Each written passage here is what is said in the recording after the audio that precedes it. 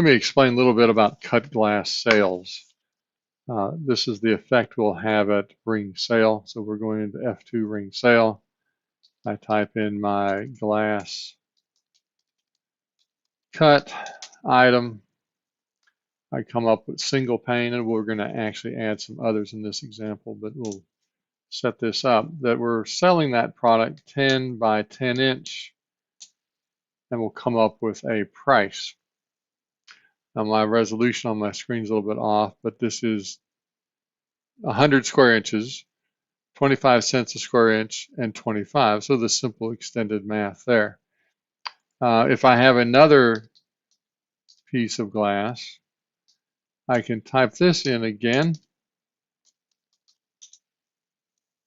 choose the single pane. This particular piece is 22 by 22. And it will then do the calculations of 484 square inches, and then come up with those extended prices. So how do we set this item up, and what is the cost doing for this particular item? So if we go to IC, inventory file, and let's go add another item. So we're going to go to advanced search, add item, and into the ID field, I'm going to put in glass cut double. And I will put this description more accurate. I'll select next.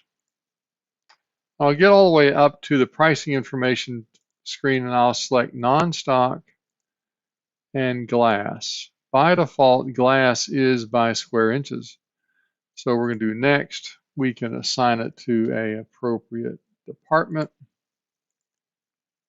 and we can put a description, etc. But the point here is we want to get to this screen, which shows the non-stock glass product, the selling price, and we'll put this more in the realm of what an appropriate price is per square inch.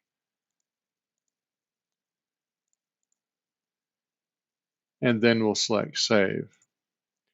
Now, what you can do is regulate your cost based on one or two ways. Is we can adjust the cost, and we indicate the average cost for this non-stock item, or you can choose to derive your cost based on a variable cost. So if we chose that variable cost, then we're going to say this is at 50%, so that for that 12 cent a retail sale, there's going to be a 6 cent cost. So whichever method fits your environment the most would be the most direct approach to take. So the topic of cut glass also takes on, why is it non-stock? Because there's waste is the issue. Many a store will take and pull that pane of glass out of inventory and sell that 10 by 10 inch piece, and then they have waste. If it's a large enough piece, they may have waste that they'll use yet on another 10 by 10 at a later time. And many a store has chosen to just manage stock or non-stock inventory for cut glass. Some stores will sell simply the pane. So you sell one 24 by 24 inch pane, and then I'm going to cut it down. So out of inventory comes the full piece of inventory. And then the waste is the waste, and they choose to throw it away or may use it at some other point. So some stores will choose to do a non-stock approach. Others will choose to do a stocking approach and consume full panes at a time. So whichever method works for you. So again, if we go back to the selling process, so if we do glass cut now, we will see that we have two different products. We have the double or single, and you choose between what you want and allow us to move forward. So we choose that product. We get prompted. This is going to be a 24 by 17,